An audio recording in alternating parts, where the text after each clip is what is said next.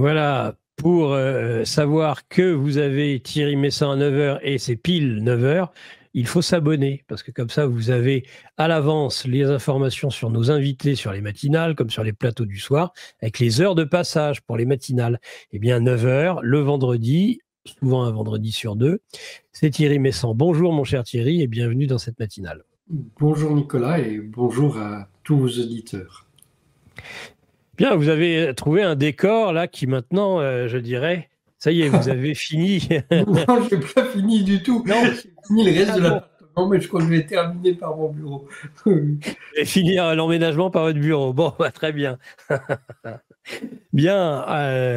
Alors Thierry, hier, c'était ce qu'ils appellent les cérémonies anniversaires. On voit pas où est l'anniversaire d'ailleurs du Bataclan, du Stade de France, de ces attentats dits djihadistes qui ont endeuillé la capitale parisienne.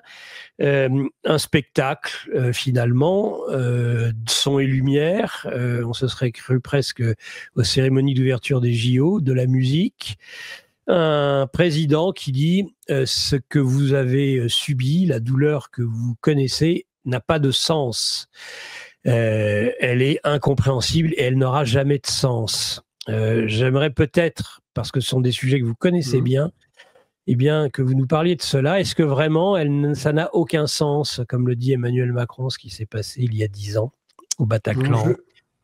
je crois d'abord que cette cérémonie avait un sens, puisque tout était très beau, c'était très bien organisé, tout ça. Je tire mon chapeau aux organisateurs, mais le, cette cérémonie était une insulte absolue aux victimes de ces attentats. D'abord parce que n'ont pas été invités à cette cérémonie les victimes des attentats de Zavenden, des attentats à Bruxelles qui ont suivi 4 mois après et qui ont été perpétrés par la même équipe. Donc si on était respectueux des victimes, on aurait célébré à la fois celle du premier attentat et celle du second attentat 4 mois plus tard. Mais là, on a dissocié les deux. Et d'autre part, on n'a pas invité les représentants d'un tiers de la population française, puisqu'on a estimé que le Rassemblement national ne devait pas participer à cette commémoration. Donc, voilà, on a commencé par restreindre le champ de ces festivités. Ensuite, ce qui aurait un sens, c'est précisément de dire pourquoi il y a eu ces attentats. Mais depuis 10 ans, on se moque des uns et des autres en ne leur disant rien. C'est ça.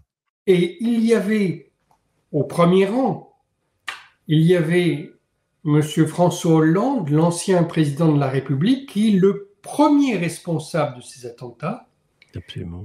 À côté de son Premier ministre, Manuel Valls, et de son ministre de l'Intérieur de l'époque. Monsieur Cazeneuve. Alors peut-être M. Cazeneuve ne savait pas quand ça a été déclenché, quelle était la raison de cette opération, mais il l'a su très rapidement. Il faut bien comprendre que ça n'est pas un attentat comme à l'habitude. C'est pas un cinglé qui vient égorger un prêtre ou quelqu'un à bord d'une voiture qui vient écraser des gens. C'est une opération militaire. Ouais.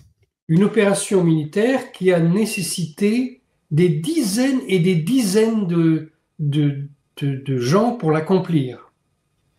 Donc, si je parle comme tout le monde, je vais dire des dizaines et des dizaines de terroristes. Mais si je suis attentif, je vais dire des dizaines et des dizaines de soldats. Mmh. Parce que c'est une opération militaire contre la France. Mhm. Lorsque cet événement a eu lieu, je l'ai expliqué avec des... J'ai publié des articles à ce sujet, mais j'étais en Syrie à cette époque-là Oui, et personne ne m'a entendu en France. bien sûr. Pourtant, la raison était connue. D'abord, vous devez savoir que avant ces attentats, la Syrie s'est adressée à la France en disant, s'il vous plaît, envoyez-nous des, des officiers de sécurité. Nous avons des informations à vous transmettre. Il se passe et il se Exactement. prépare quelque chose de grave contre votre pays. Mais la France a refusé parce que la Exactement. France considérait la Syrie, enfin la France, le président de la République considérait la Syrie comme son ennemi. C'est ça. Euh, donc, ces informations qui ont été récoltées par les services de renseignement syriens expliquaient que la Turquie allait mener cette opération contre la France. Pourquoi? Parce que euh, plusieurs années auparavant, il y avait eu un traité secret qui avait été signé entre la France et la Turquie. Ce traité était secret, mais il a été publié cependant par la presse algérienne. Vous savez que l'Algérie, dont on dit beaucoup de mal aujourd'hui, c'est un pays qui a une tradition en politique étrangère extrêmement fournie. Ce sont des gens qui sont capables vraiment de réfléchir à ce qui se passe, alors que nous en sommes incapables aujourd'hui.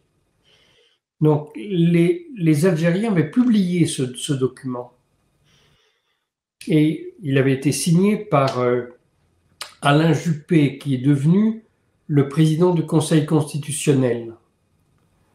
Donc, Alain Juppé prévoyait de régler le problème kurde en Turquie. Mhm. Vous savez qu'il y a depuis, depuis plus d'un siècle, il y a un problème de la majorité turque avec la minorité kurde. Mhm. Les Kurdes, c'est notre peuple, c'est un peuple nomade. Kurde, ça veut dire nomade. Et ce peuple a été utilisé par les Turcs pour faire la sale besogne, et après, les Turcs les ont écrasés. Donc, ce sont les Kurdes qui ont massacré les chrétiens pontiques et les chrétiens arméniens. Ce ne sont pas les Turcs. Ils l'ont fait pour le compte des Turcs. Et par la suite, donc, comme ils étaient considérés comme n'étant pas des descendants du loup des steppes, selon l'expression des Turcs, comme ils n'étaient pas descendants de ce peuple mongol, en fait, ils ont été écartés de la vie normale. Puis, aujourd'hui, ils sont plus ou moins réintroduits. Mhm. Mais donc, Monsieur Erdogan, Monsieur Juppé avait proposé il était ministre des Affaires étrangères à l'époque de Nicolas Sarkozy, il avait proposé au ministre des Affaires étrangères d'Erdogan de régler ce problème en créant un État kurde, mais pas en Syrie, pas en Turquie. Ah, c'est très facile de régler des problèmes comme ça. Ouais, bien sûr. Bon, pour les Corses, hein, je dis, on peut régler votre problème corse en vous mettant en Ouganda, c'est possible. C'est absolument n'importe quoi. Et c'est vraiment faire la politique étrangère comme ça, c'est vraiment organiser le crime. Mais donc, il avait proposé de régler ça en créant un État kurde en Syrie. En Syrie où il y avait des Kurdes qui étaient réfugiés politiques. Et vous savez, ça a été l'affaire du Rojava, un État kurde en Syrie qui a été soutenu par l'OTAN de manière invraisemblable et par tous les mouvements anarchistes en Europe. Les anarchistes travaillaient pour l'OTAN. Il faut bien regarder les choses. Hein. Qui est-ce qui a fait la publicité du Rojava exclusivement dans les médias des gens qui étaient membres de mouvements anarchistes? Vous savez, le chat noir en France. Hein. Ouais. Par exemple, j'oublie son nom, la pseudo-féministe Caroline Fourest. Voilà. Ouais. Ce genre de personne. Voilà. Quand je l'ai connue, Caroline Fourest, elle était la porte-parole de ce mouvement anarchiste. Alors maintenant, elle est respectable puisque elle défend les intérêts de l'OTAN. Mais cet État a été créé exclusivement par les États-Unis et par la France. Et M. Hollande s'est assuré de continuer cette politique qui avait été commencée sous Nicolas Sarkozy, de continuer cette politique, et il a fait venir à l'Élysée en même temps, il y a eu M. Erdogan qui a été invité, et puis discrètement, on a fait venir par la porte de derrière un dirigeant kurde. Et ils se sont mis d'accord. Mmh. Et sur la manière dont ils allaient rouler leur propre peuple.